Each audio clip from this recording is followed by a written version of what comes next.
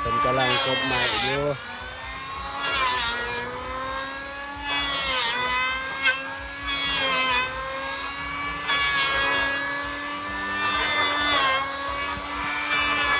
โอ้ยังลายเนี่ยกบเบิดบ้ามันเนี่ยจะว่าเบิดบ่เบิดแล้วมันนี่เลยโอ้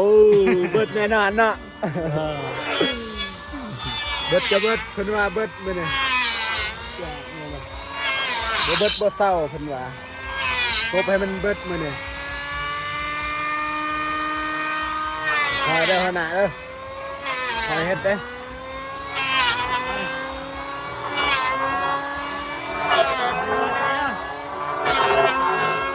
คอยเฮ็ดได้ขนาดระวังถือเสื้อแองนะ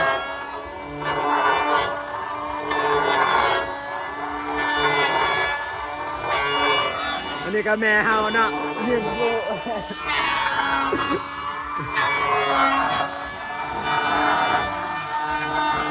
นี่เนาะวิธีบ้านเฮา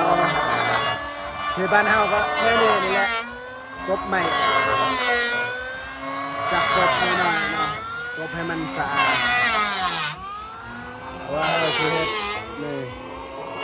เฮ็ดห่านทางนั้นก็แม่นทีมงานเฮานี่พอโลดแม่อยู่โอ้บ่นี่กบใหม่บ่บอกเลยเกือบถึงมือไปเย็นได้ขนาดเลยเฮ้ยขักลายเอ้ยยำ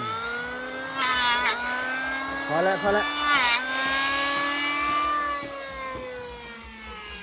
เดี๋ยวกบบ่งามแห้งก็ได้กบสำใดสำหนึ่งนะคำยัง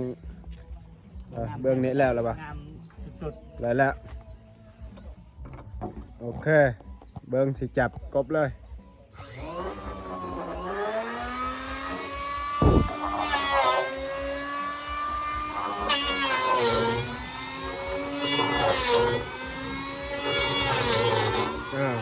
อันนี้คือคุณเปื่อนนี่แกะออกนะแกะออกเลยนาเอาเนาะบ่ให้มันแค่กบมันสิบ่คมเนาะสิบ่คัก